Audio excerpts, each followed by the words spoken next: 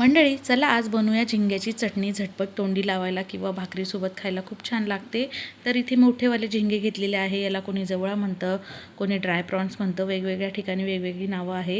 हे स्वच्छ निवडायचे, त्यानंतर स्वच्छ धुवून घ्यायचे 1-2 वेळा, नंतर 10 मिनटं पाण्यात ठेवायचे. आता गॅसवर कढई ठेवायची, 3 पळी तेल टाकायचं, अर्धा चमचा जिरं, 2 कांदे बारीक कापलेले ते टाकून परतून घेतले हलक्या सोनेरी रंगावर.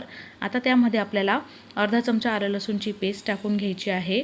त्यानंतर चांगलं परतून घ्यायचं आहे. आता इथे आपण 1 टोमॅटो बारीक कापलेला तो टाकून थोडा मऊ होईपर्यंत शिजवून घ्यायचा आहे.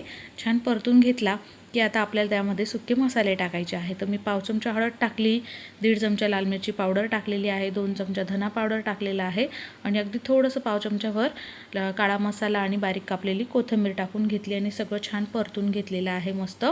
आता यामध्ये पाव ग्लास पाणी टाकायचं आणि छान थोडं शिजवायचं आहे आणि चवीप्रमाणे मीठ पण टाकायचं आणि उकळी आली की यामध्ये 3-4 आमसूल टाकून घ्यायचे आहे आणि छान असं उकळलं की यामध्ये आता भिजलेले ते झिंगे आहेत ते आपण टाकून घ्यायचे आहे आणि छान असे शिजवायचे आहे. आपल्याला बारीक कापलेली कोथिंबीर टाकून झाकण ठेवायचं आणि 10 मिनटं लो फ्लेमवर शिजवायचं आणि पुन्हा खालीवर करून घ्यायचे आहे. हे झिंगे म्हणजे सॉफ्ट शिजतात आणि चवीला पण छान लागतात.